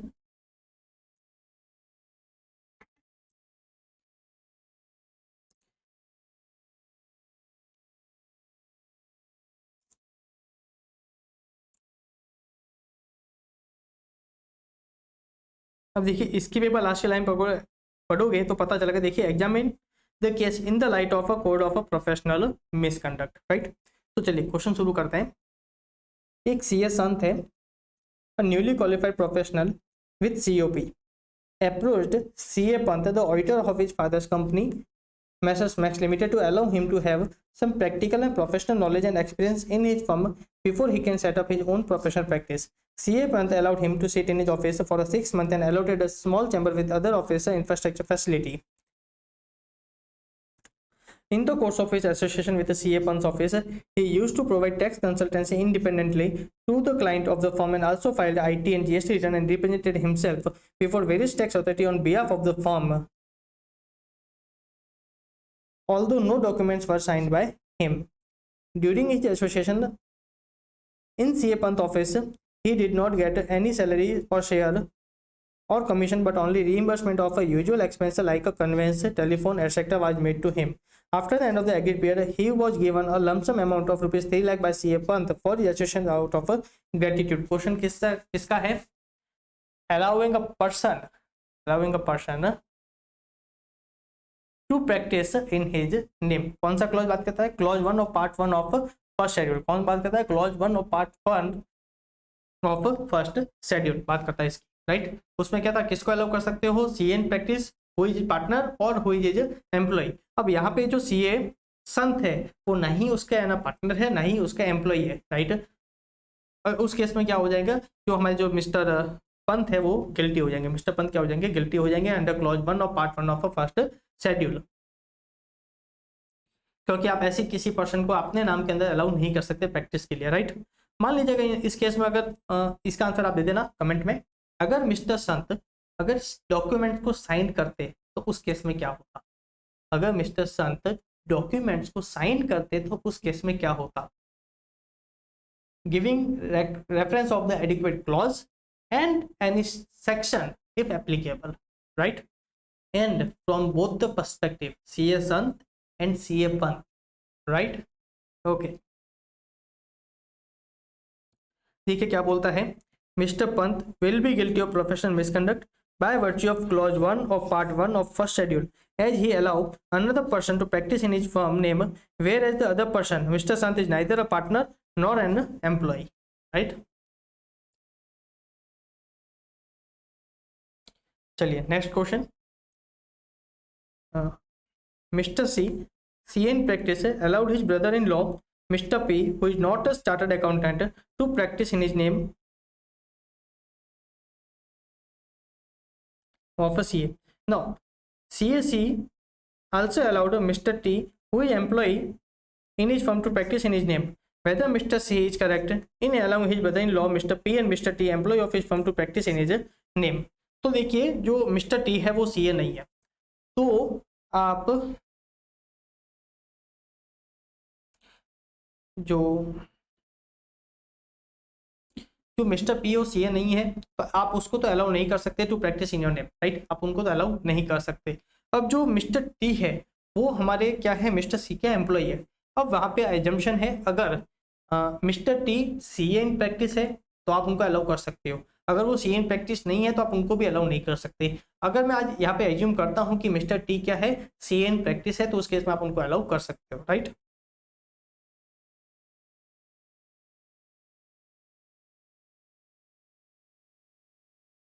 देखिए क्या बोलता है, a chartered accountant shall be deemed to be guilty of professional misconduct if he allow any person to practice in his name as a chartered accountant unless such person is also chartered accountant in practice and is in partnership with or employed by him। तो जो mister P है वो CA ही नहीं है तो उसको आप allow कर रहे हो, वो क्या है, वो तो गलत है। However, he can allow Mr. T, who is employed in his firm, to practice in his name, assuming Mr. T क्या है, CA in practice है, राइट। चलिए नेक्स्ट क्वेश्चन देखते हैं क्या है। देखिए, mister Qureshi, a CA in practice, died in a road accident. His widow proposes to sell the practice of her husband to Mr. Pardesi, chartered accountant, for ₹5 lakh. The price also include right to use the firm name Qureshi and Associated. Can widow of Qureshi sell the practice and can Mr. Pardeshi continue to practice in that name as a proprietor?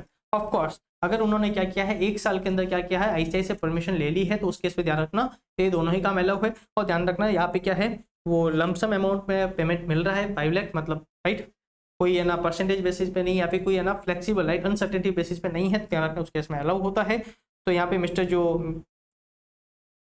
जो miss Qureshi है, जो Mrs Qureshi, right, वो है ना cell कर सकती है, right, वो सेल कर सकती, कोई प्रॉब्लम नहीं है, प्रोवाइडेड 1 साल में क्या कर रही है, इंस्टीट्यूट की परमिशन ली जा रही है।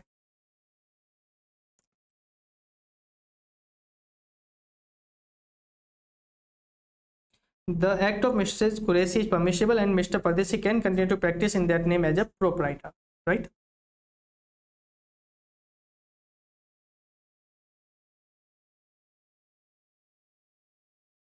चलिए नेक्स्ट क्वेश्चन देखते हैं क्या है।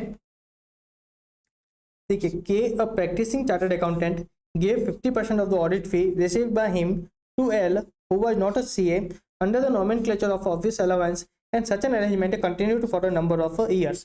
Okay, आप क्या कर रहे हो, शेयर कर रहे हो, क्या कर रहे हो, अपनी ऑडिट फीस शेयर कर रहे हो। तो मुझे बताइए क्या ये अलाउड है अंडर क्लॉज 2? क्लॉज 2 बताता है, राइट, अलाउ कर सकते हो नहीं कर सकते हो। उसमें किसको अलाउ कर सकते थे, मेंबर को कर सकते थे, अपने पार्टनर को कर सकते थे, रिटायर्ड पार्टनर को कर सकते थे, legal representative of the retired partner को कर सकते थे, डिसीज पार्टनर को कर सकते थे, या फिर मेंबर हैविंग सच क्वालिफिकेशन, या फिर registered with the respective bodies as recognised by the council और CG.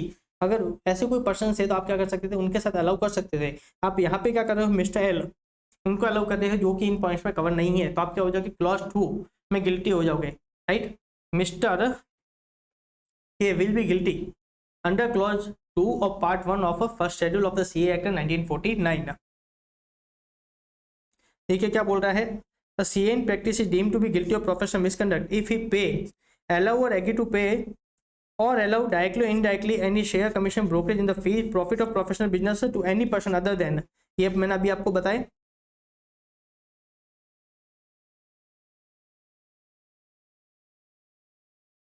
Mr. K will be deemed to be guilty of professional misconduct under clause 2 of part 1 of the first schedule। चलिए next question देखते हैं क्या है। देखिए, एक CA Ravi है और प्रैक्टिसिंग सीए, वो रवि एंड एसोसिएट के क्या थे, प्रोप्राइटर थे। रवि की डेथ हुई है ऑन 15 सितंबर 2021। उनकी डेथ के बाद सिर्फ एक ही फैमिली, उनकी फैमिली सिर्फ एक ही मेंबर है, उनकी वाइफ कौन है, Ruhi. Now on 30th September 2022, Ruhi sold the practice of her husband to CA Balwan for ₹25 lakh along with the right to use the firm name।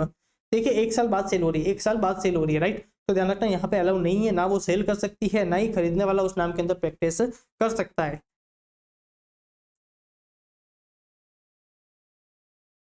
देखिए in the given case CA Ravi practising chartered accountant while proprietor of mister Ravi associate, CA Ravi died on 15 September 2021. Now on 30 September 22, Rui sold the practice of her husband to Mr. C. A. Balwan for 25 lakh along with right to use the firm name. Now as more than 1 year elapsed since the death of Mr. Ravi, Rui cannot sell the practice to C. A. Balwan on 39 2022. C. A. Balwan cannot practice in the name of Mr. Ravi Associate as the transaction of the sale of goodwill occurs after 1 year of the death of Mr. Ravi. Right? किसका reference जाएगा? Clause 2 का. किसका reference जाएगा? Clause 2 का. ये सारी details कहाँ दी हुई थी? क्लॉज 2 में दी हुई थी. Right.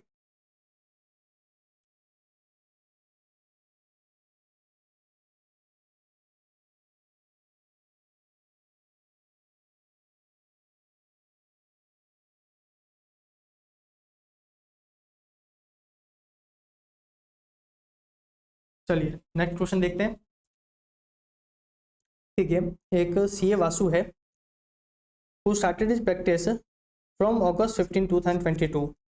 On 16th August, one female candidate approached him for articleship. In addition to monthly stipend, CA Vasu also offered a 2% profit of his CA firm. She agreed to take both 2% profit of CA firm and stipend as per the rate prescribed by ICI. The ICI of India sent a letter to CA Vasu objecting the payment of a 2% profit. CA Vasu replied to ICI stating that he is paying 2% profit of his firm over and above the stipend to help the article clerk as the financial position of the article clerk is very weak. मुझे बताइए कि आप share कर सकते हो. मुझे बताइए कि आप शेयर कर सकते हो. नहीं, जो गिवन मेंबर जो अलाउड है उसमें हमारा आर्टिकल नहीं है ना, इंक्लूड होता है. उसके बाद भी अगर आप शेयर कर रहे हो तो वो क्या हो जाएगा? आप गिल्टी हो जाओगे अंडर क्लॉज 2 और पार्ट 1 ऑफ फर्स्ट शेड्यूल. ध्यान रखना, सीक्वेंस इसी तरीके से लिखना, कुछ और मत लिख देना. सेकंड क्लॉज मत लिख देना, क्लॉज 2 ही लिखना. और part 1 of first schedule, schedule 1 मत लिख देना, फर्स्ट शेड्यूल ही लिखना. सीए फाइनल के स्टूडेंट्स हो. राइट. हमको तो हमारा सीए जरूर देता था स्टाइपेंड, अच्छा खासा स्टाइपेंड भी देता था, पर बहुत काम कराता था. यहाँ पे तो ये ऊपर से 2% प्रॉफिट में से शेयरिंग दे रहे हैं. वाह, अच्छा सीए मिला है. चलिए नेक्स्ट क्वेश्चन देखते हैं.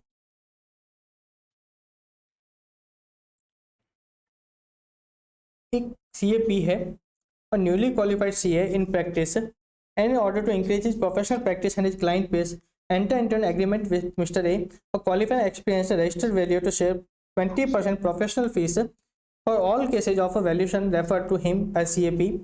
Based on this, CAP received 1,20,000 during the year 21-22 from Mr. A. Is CAP guilty of professional misconduct under CA Act 1949? इसको तो सही करिए. 1949 तो सही है, पर यहाँ पे क्वेश्चन मार्क है. राइट, इसको सही करिएगा. यस, ऑफ कोर्स गिल्टी है. जो रजिस्टर्ड वैल्यूअर है, राइट, वो ध्यान रखना. जो 53A है वहाँ पे उसमें कहीं पे उनका नाम नहीं है रजिस्टर्ड वैल्यूअर का, तो अगर आप उससे ले रहे हो तो आप क्या हो जाओगे? गिल्टी हो जाओगे. हाँ, एक और चीज़ मैं आपको कहना चाहूँगा, ये अगर आपको याद रहे रेगुलेशन तो वेल एंड गुड, नहीं याद रहे तो भी वेल एंड गुड. राइट, याद रहे तो वेल एंड गुड, बहुत अच्छी बात है. नहीं याद रहे तब भी चलेगा. तो गलत मत लिखना प्लीज, गलत मत लिखना. मैं एक दो बार गलत बोलूंगा, मुझे बताना आप कहाँ गलत हूँ.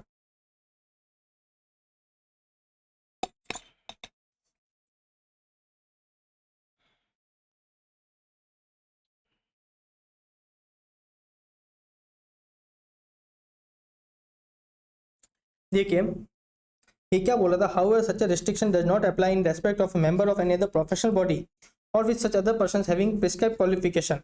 Regulation 53 of the CA Regulation 1988 prescribe the qualification of the persons with whom a profit can be shared. In these cases, CAP, a practicing CA, entered into agreement with Mr. A, a qualified experienced registered valuer, to share 20% professional fees for all cases of a valuation referred to him by CAP. Based on this, CAP received 1,20,000 during the year 21-22 from Mr. A. Mr. P will be deemed to be guilty of professional misconduct by virtue of Clause 3 of Part 1 of First Schedule, as he accepts professional fees from a person who is not a member of ICI. Further, the registered value are not recognized for profit sharing purpose under the Regulation 53A and 53B. Right? चलिए next. Now, Mr. X is a practicing CA. Mr. Y is a practicing advocate. representing matter in the court of law. X and Y decided to help each other in a matter involving their professional expertise.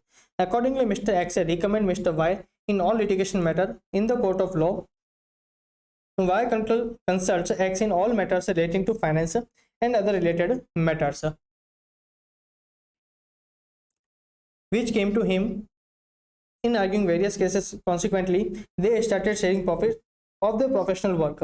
Is Mr. X liable for professional misconduct? नहीं, advocate allow है, advocate allow है, लिखा था ना, having such qualification as में भी prescribed, वहां पे एडवोकेट को अलाउ किया गया है। तो अगर आप एडवोकेट के साथ ऐसा काम कर रहे हो शेयरिंग का, राइट, उससे लेना उससे देना, मतलब क्लॉज 2 क्लॉज 3 दोनों की बात हो रही है, राइट, अगर ऐसा आप काम कर रहे हो तो दोनों में इसको अलाउ किया गया है। आप उसके साथ शेयर कर भी सकते हो और आप उससे ले भी सकते हो। देखिए 2 का रेफरेंस दिया जाएगा, एक आपको क्लॉज 2 का रेफरेंस देना है, एक आपको क्लॉज 3 का रेफरेंस देना है, राइट। फिर ये बताता the such decision does not apply in respect of member of any other professional body or which such other persons having such qualification has may be prescribed. For the purpose of clause 23 regulation 53 of the CA regulation 1988 allows sharing of profit with him as an advocate. Advocate को वहाँ पे allow किया गया है। तो यहाँ पे किसी भी तरीके का वॉल्यूशन नहीं है, ना ही क्लॉज 2 का वॉल्यूशन है, ना ही क्लॉज 3 का वॉल्यूशन है। ध्यान रखना, क्वेश्चन को अच्छे से पढ़ना। यहाँ पे दोनों की बात हो रही थी, एक्सेप्ट की भी बात हो रही थी और शेयर की भी बात हो रही थी, तो आपको दोनों क्लॉज का रेफरेंस देना होगा। अगर आपने किसी एक का क्लॉज का रेफरेंस दिया तो इंस्टीट्यूट आपके नंबर काट देगी। फिर आप सोचोगे कि मैंने तो आंसर सही लिखा था, इंस्टीट्यूट ने नंबर क्यों नहीं दिए। ऐसी गलती मत करना। चलिए नेक्स्ट क्वेश्चन देखते हैं।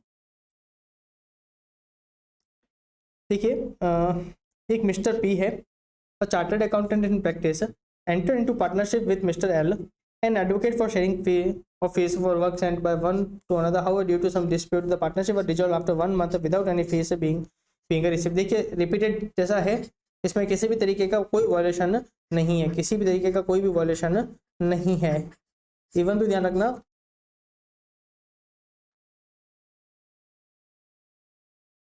जो इसमें जो क्लॉज 4 था जो पार्टनरशिप की बात करता है उसका भी कोई वॉल्यूशन नहीं है। देखिए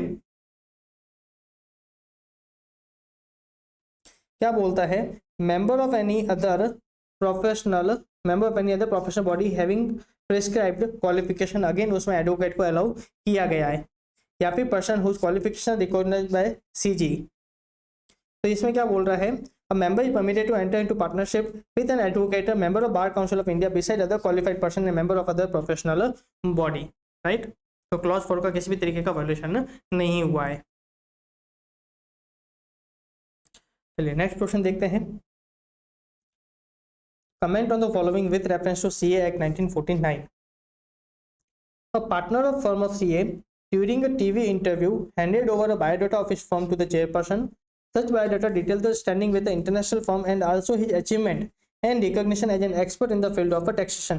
ठीक है, बायोडाटा तक तो ठीक था, फिर जो अचीवमेंट्स बताए और उसका जो एक्सपर्ट बता रहे इन the field of taxation, right, और इस तरीके उसको रेट भी किया गया, राइट, उसको उस इंटरव्यू में रेट भी किया गया, तो इसको क्या माना जाता है, एक तरीके की पब्लिसिटी माना जाता है, जो अंडर क्लॉज 6 जिसको है ना प्रोहिबिट करता है कि आप क्या कर सकते हो, किसी भी तरीके का ना एडवर्टाइजमेंट नहीं करोगे। कैपिम याद है, circular, advertisement, personal interview, communication और एनी अदर मीन्स, राइट। इसमें जो गाइडलाइंस थी जिसमें अपन ने टीवी इंटरव्यू की बात करी है, राइट, वहाँ पे आप इंटरव्यू दे सकते हो, कोई प्रॉब्लम नहीं है, पर वहाँ पे किसी भी तरीके की है ना पब्लिसिटी नहीं होनी चाहिए, राइट। देखिए क्या बोल रहा है, देखिए circular, advertisement, personal communication, interview by any other means कैपिम। क्या था कैपिम, नॉर्मली मैं आपको शॉर्टकट्स नहीं देता हूँ पर यहाँ पे दिया था।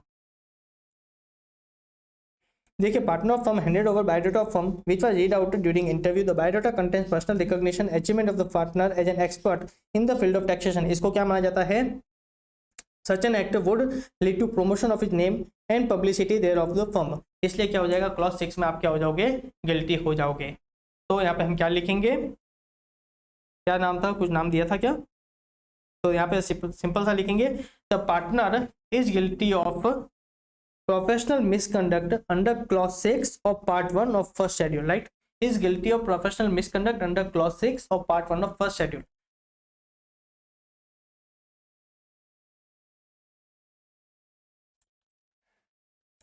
चलिए नेक्स्ट क्वेश्चन क्या बोलता है, now can a practising CA be held guilty of a professional misconduct under the following circumstances. ZCA wrote several letters to government department pointing out the seniority of his firm, sending his life sketch and stating that he had glorious record of serving to the country as well as to the organization of the accountancy profession with a view to get the auditor work. देखिए, पहला तो आप है ना रोवरिंग inquiry नहीं कर सकते, guideline में क्लियरली ना बोला गया है। और दूसरा, आप जो लेटर वगैरह लिख रहे हो राइट, तो वहां पे आप किसी आप सीनियरिटी आप है ना नहीं बता सकते, खुद की फर्म की सीनियरिटी आपकी एक्सपर्टाइज को है ना हाईलाइटर नहीं कर सकते, तो उसको क्या माना जाता है, इनडायरेक्ट एडवर्टाइजमेंट माना जाता है फॉर सिक्योरिंग वर्क, जो अलाउड नहीं है अंडर क्लॉज 6 राइट। देखिए, जो गाइडलाइन थी वो क्या बोलता है, advertisement for the member in practice, a member is not permitted to claim any superiority over any other member or to include the name of the client in any write up. तो यहाँ पे क्या कर रहे हैं, खुद की seniority बता रहे हैं, which seems to be indirect method to adventure their professional practice with a view to solicit a professional work, right?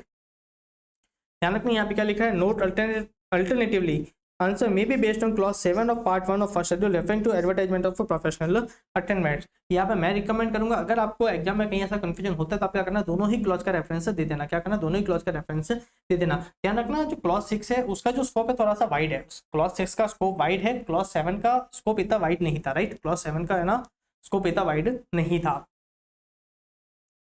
चलिए नेक्स्ट क्वेश्चन देखते हैं क्या है। देखिए, कोई मैसेज XYZ है, a firm of CA created a website xyzindia.com. The website beside containing details of the firm, biodata of the partner, also contain photograph of all the partner of the firm. देखिए, यहाँ पे जो website के related guidelines थी, किसी का भी violation नहीं हुआ है, किसी का भी वॉयलेशन नहीं हुआ है, तो ध्यान रखना यहाँ पे किसी भी तरीके से गलती नहीं होंगे। The message XYZ has complied with all the guidelines and there does not appear any violation of the CA Act 1949 and its regulation.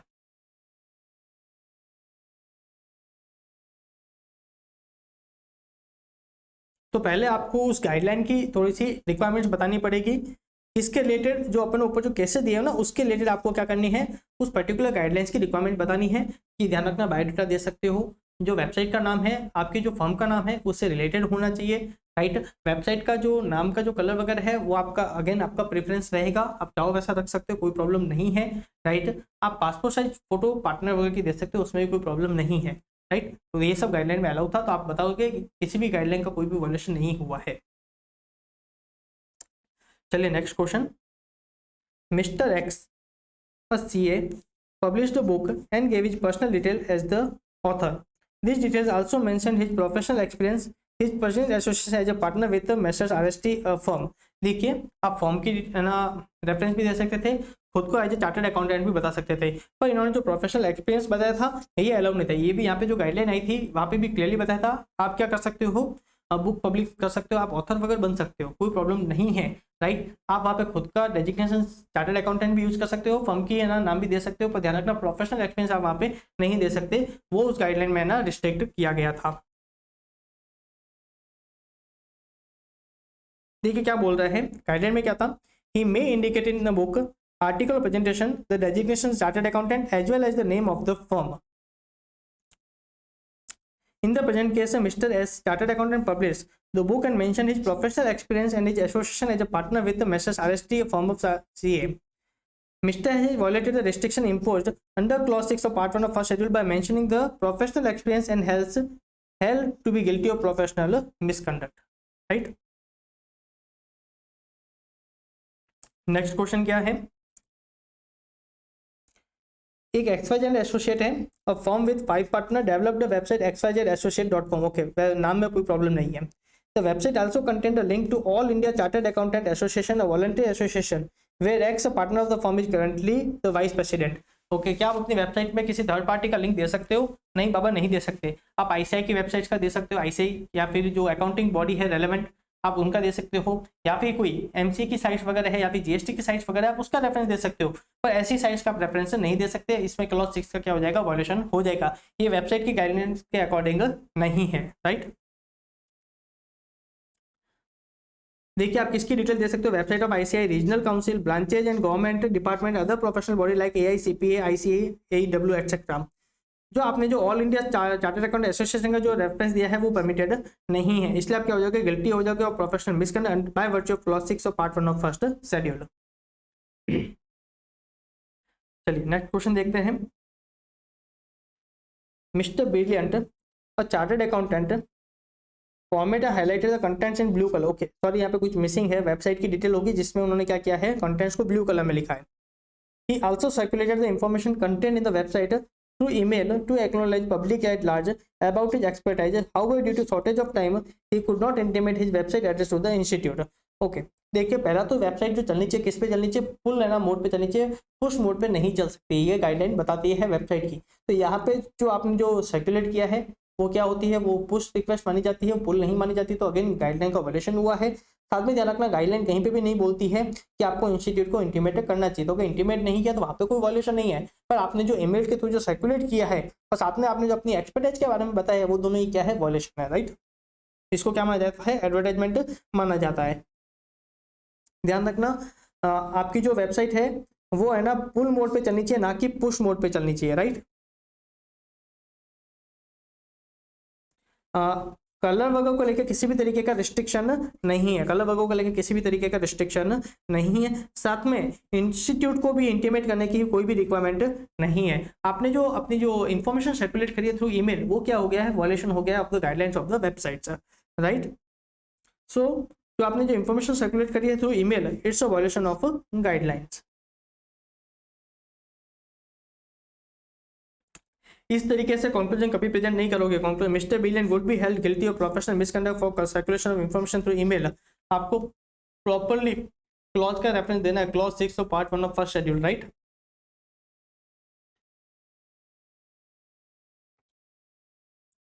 Next question देखते हैं। CAS and M are two partner of CA firm SM and company being very pious. CAS organized a religious ceremony at his home for which he instructed his printing agent to add his designation chartered accountant with his name in the invitation card. Later on, the invitation was distributed to all relative, close friend and client of both the partner. देखिए यहाँ पे भी guideline आई थी, आप religious ceremony वगैरह आप कर सकते हो, राइट। उसके जो इन्विटेशन कार्ड है वहाँ पे आप डेजिग्नेशन चार्टर्ड अकाउंटेंट यूज कर सकते हो, कोई प्रॉब्लम नहीं है। पर वो जो इन्विटेशन जो लेटर है वो किसको जाएगा, जो मेंबर जो रिलीजियस सेरेमनी ऑर्गेनाइज कर रहा है उसी के जो फैमिली मेंबर है या फिर जो पार्टनर या फिर उसके जो फ्रेंड है, राइट। जो पार्टनर क्या जो मेंबर जो सेरेमनी को ऑर्गेनाइज कर रहा है सिर्फ उसी के फ्रेंड्स या फिर उसी के जो क्लाइंट है या फिर उसके जो फ्रेंड्स वगैरह है उसी को जाएगा, आपके पार्टनर के फ्रेंड्स वगैरह को आप नहीं भेज सकते। तो यहाँ पे आपने क्या किया, खुद के पार्टनर के भी है ना क्लाइंट वगैरह को भेज दिया, तो वो ध्यान रखना उस गाइडलाइन का क्या है, वॉल्यूशन है। तो इसमें आप क्या हो जाओगे, आप the Mr. S shall be guilty of professional misconduct under clause 6 of part 1 of a first schedule under C Act 1949. CAS shall be deemed to be guilty of professional misconduct for sending his invitation cards using designation chartered accountant to partners, relative, close friends and client. अगर ये सिर्फ आप अपने ही friends वगैरह को करते, CAS अगर आप सिर्फ अपने फ्रेंड्स अपने क्लाइंट को करते तो कोई वॉल्यूशन नहीं होता। आपने खुद के पार्टनर के क्लाइंट्स वगैरह को भेज दिया है, इसलिए क्या हुआ है, क्लॉज 6 का वॉल्यूशन हुआ है। चलिए नेक्स्ट क्वेश्चन देखते हैं। हेलो, एक मिस्टर एक्स है और CA in practice provides part-time tutorship under the coaching organization of the institute. On 30th June 2022, he was awarded Best Faculty of the Year as a gratitude from the institute. Later on, he posted his framed photograph on his website when he was receiving the said award from the institute. देखिए सिर्फ passport size photograph allowed है, इस तरीके के जो congratulation वाले जो photograph है वो आप अपनी वेबसाइट पे पोस्ट नहीं कर सकते, उसको है ना एक इनडायरेक्ट मोड ऑफ एडवर्टाइजमेंट माना जाता है, उसको इनडायरेक्ट मोड ऑफ सॉलिसिटेशन माना जाता है, जो कि अलाउड नहीं है, ना ही वो वेबसाइट की गाइडलाइंस के अकॉर्डिंग है, ना ही वो शेड्यूल है ना क्लॉज 6 के अकॉर्डिंग है। इसलिए आप क्या हो जाओगे, क्लॉज 6 के अंदर आप क्या हो जाओगे, गिल्टी हो जाओगे।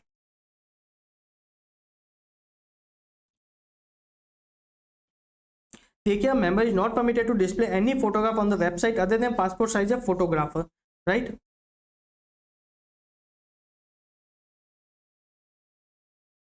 तो ये mister X will be guilty of professional misconduct under clause 6 और पार्ट 1 ऑफ फर्स्ट शेड्यूल, आपको लिखना पड़ेगा, राइट, अंडर क्लॉज 6 और पार्ट 1 ऑफ फर्स्ट शेड्यूल। चलिए नेक्स्ट क्वेश्चन देखते हैं।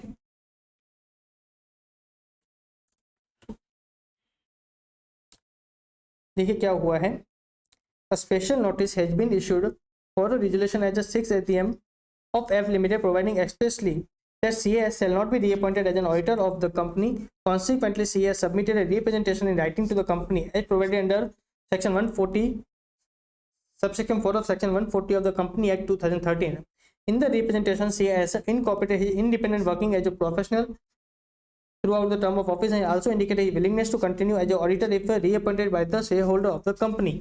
तो देखिए यहाँ पे जो सी एक्ट है वहाँ पे अगेन गाइडलाइन आई थी कि आप जो रिप्रेजेंटेशन देते हो, राइट, आपको क्या करना है, आपको उसको डिग्निफाइड मैनर में देना है। आप उसको इस तरीके से नहीं दोगे कि वो ऐसा लगे कि उसको आप क्या कर रहे हो, पब्लिसिटी वगैरह कर रहे हो, राइट। उसको आपको क्या करना है, डिग्निफाइड मैनर में देना है। आपको बताना है कि हमने इंडिपेंडेंटली काम किया था, साथ में अगर आप हमें अपॉइंट करते हो तो आप खुद की क्या कर सकते हो, अगेन आप खुद की चॉइस बता सकते हो कि हम इस कंपनी के वापस से ऑडिट करना चाहेंगे, राइट। आप इस तरीके से बता सकते हो, पर आप कोई ऐसा रिप्रेजेंटेशन नहीं करोगे जिसको पढ़ने से ऐसा लगे कि आप क्या कर रहे हो, पब्लिसिटी कर रहे हो। तो यहाँ पे हमारे जो CAS कौन है, जो हमारे CAS है, उन्होंने बहुत ही डिग्निफाइड मैनर में रिप्रेजेंटेशन दिया है, तो उस गाइडलाइन का कोई भी वॉयलेशन नहीं हुआ है। तो ध्यान रखना यहाँ पे क्लॉज 6 का वॉयलेशन नहीं हुआ है, राइट।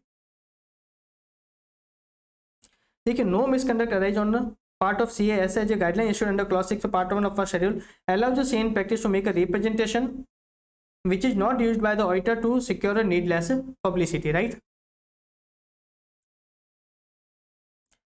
देखिए, it should not be used to secure needless publicity.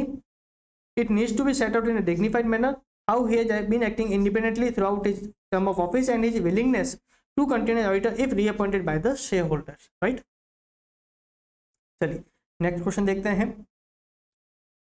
देखिए क्या है, एक CAN है in practice started project consultancy work as a part of his practice and to advance the same send mail to all the CA in the country informing them of his service and for securing professional work.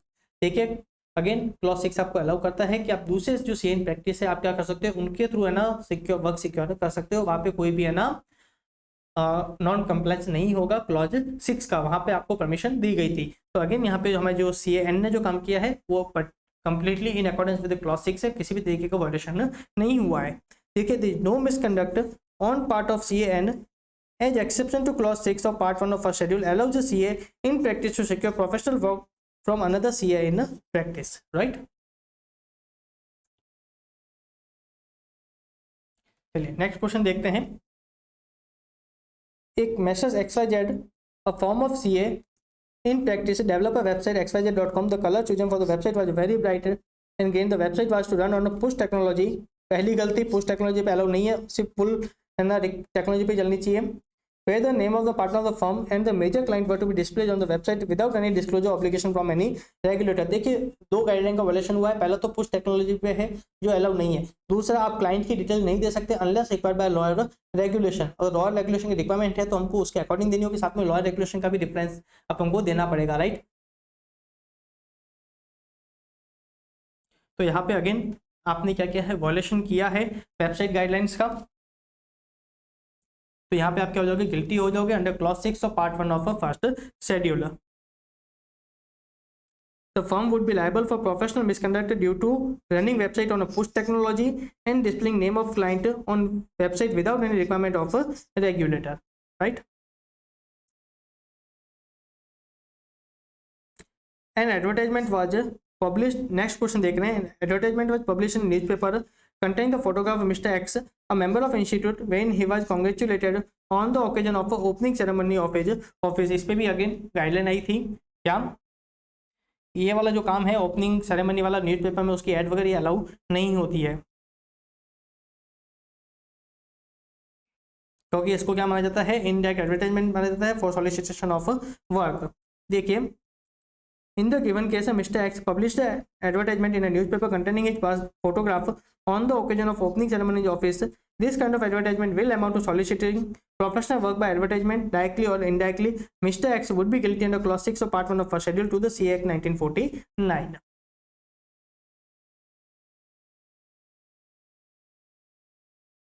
देखिए, मैं आपको बार बार repeat नहीं कर रहा हूँ, आपको हर बार लिखना पड़ेगा। जब भी आप आंसर लिख रहे हो तो पहले क्लॉज 6 को पूरा लिखना पड़ेगा। क्लॉज 6 क्या है, A CA in practice shall be deemed to be guilty of professional misconduct if he solicits client or professional work either directly or indirectly by circular, advertisement, personal communication, interview by any other means। और फिर जो guideline है आपको उसका reference देना है, फिर case fact और फिर है ना कंक्लूजन, राइट।